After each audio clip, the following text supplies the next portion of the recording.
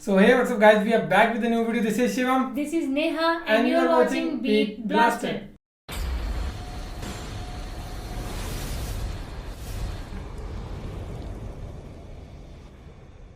So आपके लेके गए नई वीडियो और डॉक्टर जाकिर नाइक की वीडियोस होने वाली है।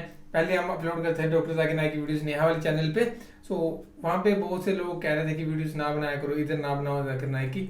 सो फिर मैंने पोल डाली थी कि इस चैनल पे स्टार्ट कर दे और बहुत बार पूछा मैंने कि डॉक्टर जाकिर नाइक की वीडियो बीट ब्लास्टर पे स्टार्ट करें। क्योंकि देखनी थी, इन्फॉर्मेटिव वीडियो होती है, इनको बहुत ही ज़्यादा नॉलेज है, पता नहीं कितनी बार कुरान को पढ़ चुके हैं, हर एक बुक को ये पढ़ चुके हैं, तो एक पॉइंट ऑफ व्यू से नॉलेज भी मिल जाती थी। बाकी फिर अपनी होती थी कि बंदे का फैक्ट क्या, बंदा क्या सोचता है उस बारे में जो ये कहते हैं, पर एक आपको मिल जाता था रिजल्ट थोड़ा सा जो भी क्वेश्चन होते थे।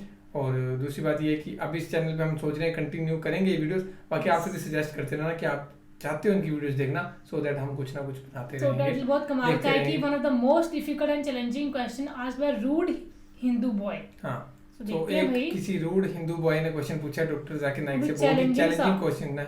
सो देखते हैं, फिर करते हैं बाकी बातें डिस्कस। और ये वीडियो लिंक डिस्क्रिप्शन में, वीडियो को लास्ट तक जरूर देखना और कमेंट्स में जरूर बताना कि डॉक्टर जाकिर नाइक की वीडियोस यहाँ पे बनाए या बनाए ही ना। सो मैं हिंदू धर्म से नहीं हूँ, लेकिन मैं सनातन धर्म से बिलोंग करता हूँ। तो आपसे एक क्वेश्चन पूछने से पहले कहना चाहूँगा कि मेरे क्वेश्चंस एक नहीं है, मेरे क्वेश्चन 3-4 है। If you don't mind, so can we carry on? भाई साहब का सवाल है, 3-4 क्वेश्चन है, क्या पूछ सकता हूँ? भाई साहब एक पूछे, अभी खाली हमारे पास 15 मिनट है। आमतौर पे मैं 3 या 4 मिनट लेता हूँ।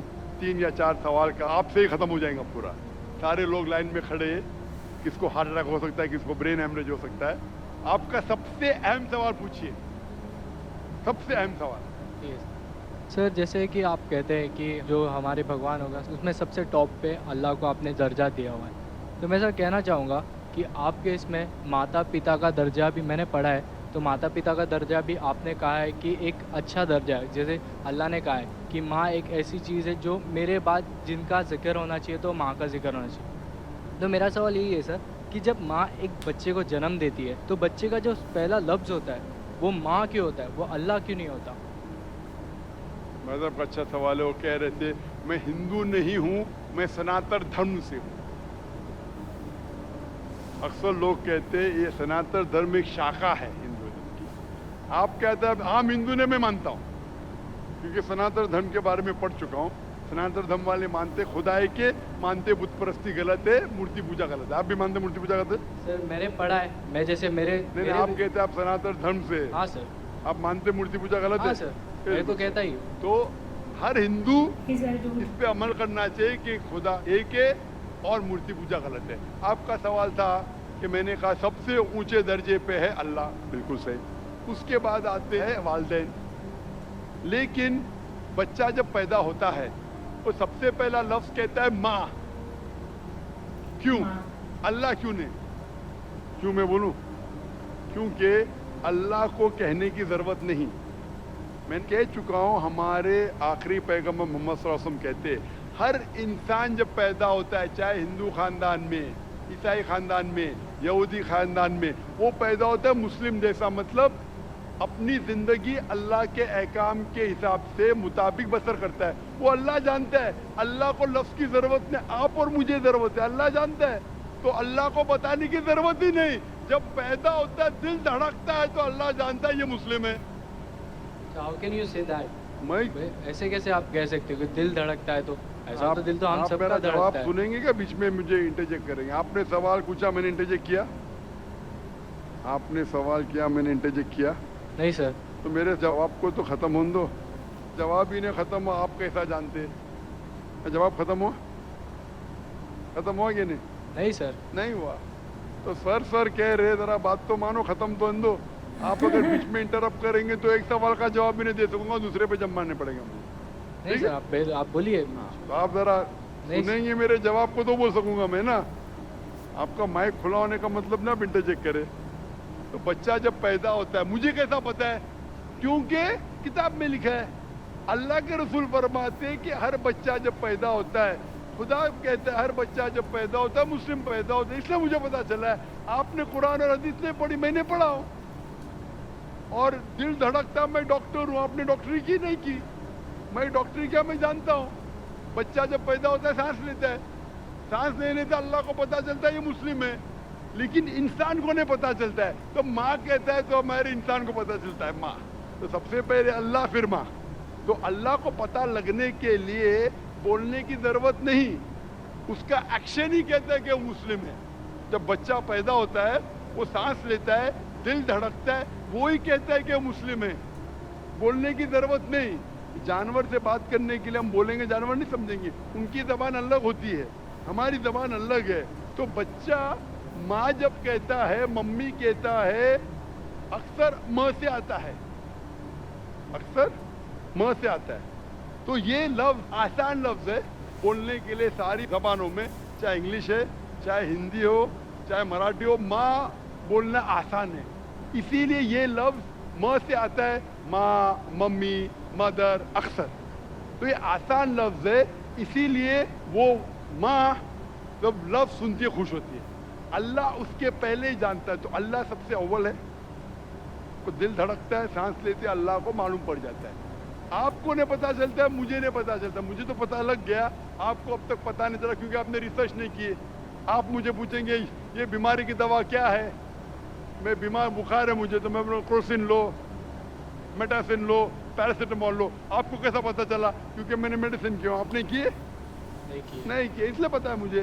तो मैं किताबें पढ़ा हूँ, मजहबी किताबें पढ़ा, इसलिए मुझे पता। आपने पढ़ी है? आप भी पढ़िए। मैं आपसे पूछना चाहता हूँ, मैंने आपके सवाल का जवाब दिया, मैं अभी सवाल पूछना चाहता हूँ आपसे। आप सनातन धर्म से, आप मानते खुदा है के? हाँ। आप मानते कि मूर्ति पूजा गलत है? हाँ। आप मानते कि आखिरी पैगंबर मोहम्मद सल्लल्लाहु अलैहि वसल्लम है? सर लिखा गया है तो मैं मानता हूँ। मैंने इतने हवाले दिया। वो बहन ने सवाल किया कि मोहम्मद सल्लल्लाहु अलैहि वसल्लम का जिक्र क्या है। मेरी पूरी तकरीर 1 घंटे की, मैंने 1 घंटा तो लिया नहीं, 10 मिनट के अंदर इतने हवाले दिया। सैकड़ों में से कम 25-30 हवाले तो दिया होंगे, 25-30 कम से कम, सैकड़ों में से। मैं पूछना चाहता हूँ, आप मानते हैं कि मोहम्मद सल्लल्लाहु अलैहि वसल्लम आखिरी पैगंबर है? सर आपको जवाब देने से पहले कहना चाहूँगा कि ये मेरे किताब में लिखा गया है, हमारे धर्म में लिखा गया, तो मैं मानता हूँ उसे। बिल्कुल सर। तो वही तो कह रहा हूँ मैं पहले कह चुका हूँ, आप हर धार्मिक किताब के तालव इला कलिमतिन सवाइम बैना बैनकुम, कुरान में लिखा है सूरह इमरान में सूरह नंबर 3 आयत नंबर 64 में, आओ उस बात की तरफ जो आप और हमें यकसा है। जो आपकी किताब और मेरी किताब में यकसा, उसके ऊपर तो अमल करो। जो इख्तिलाफी बातें कल डिस्कस करेंगे। आपकी हिंदू मजहब की किताब में, आपके वेद में लिखा है, कुरान में लिखा है खुदा एक है, आपकी किताब में लिखा है बुत परस्ती हराम है, मेरी किताब में लिखा है, आपकी किताब में लिखा है पैगंबर मोहम्मद सल्लल्लाहु अलैहि वसल्लम, मेरी किताब में लिखा है, आपकी किताब में लिखा है शराब हराम है, मेरी किताब में लिखा है, आपकी किताब में लिखा है सुअर का गोश्त खाना हराम है, मेरी किताब में लिखा है। हम इस पे अमल क्यों नहीं करते? और अगर आप मानते खुदा के, बुत परस्ती गलत है, मोहम्मद सल्लल्लाहु अलैहि वसल्लम आखिरी पैगंबर है, आपकी किताब में लिखा है कि पैगाम पे अमल करो, आप करते? कल की अवतार, आखिरी अवतार, वालिद का नाम था विष्णु यास अब्दुल्ला, माता का नाम था सुमति आमिना, पैदा हुए महफूज जगह पे, अमन की जगह पे, मक्का। वही मिली गारे हीरा में, गए शिमाल की तरफ नॉर्थवर्ड, वापस आ गए, मक्का से मदीना गए, फिर मक्का आ गए। उनके 4 दोस्त, इतने सब गहराई में दिया है, लिखा है कि आप मानो कि वो आखिरी पैगंबर है, उसके पैगाम पे अमल करो। आप अमल करना चाहेंगे?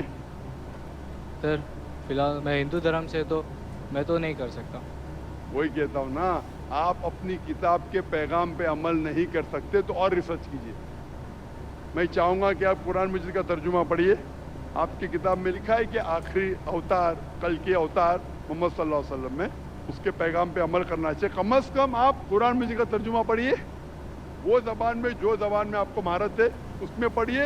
इंशाअल्लाह ये आपके लिए हिदायत बन सकेंगी और आप नजात पाएंगे। Hope the answer the question. Sir क्या मैं आपके पास आके ले सकता हूँ? आ जाइए भाई। सर क्या मैं आपके पास आके ले सकता हूँ?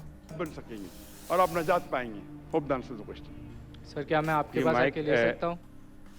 सर क्या मैं आपके पास आके ले सकता हूँ? बुक के लिए कह रहा होगा। अच्छा ठीक है। सो ये थी वीडियो डॉक्टर जाकिर नाइक की, जी, जो इन्होंने रिप्लाई दिया इस क्वेश्चन का ना।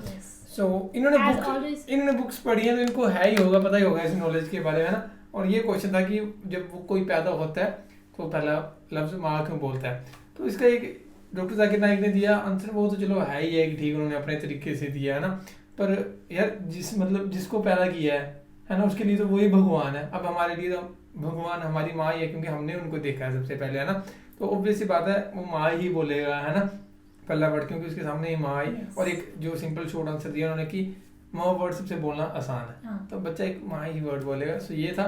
और इन्होंने स्टडी भी की है इस चीज़ के बारे में, तो कहीं बुक्स वगैरह में तो ये लिखा नहीं होगा जो इन्होंने कहा है कि अच्छा, ये वाली मेरे को इलॉजिकल लगी डॉक्टर जाकिर नाइक की चीज़, कि जब कोई इंसान पैदा होता है तो वो मतलब मुस्लिम ही होता है, उसका दिल धड़कता है, वो सांस लेता है ना, वो कोई लॉजिक मेरे को नहीं लगा जहाँ तक सही है। बुक्स में तो यहाँ कहीं मेंशन किया, पर उन्होंने एक तरीके से यही मतलब बोलने का यही मतलब है कि भगवान एक है और सभी आपस में यूनिटी बना के रखें।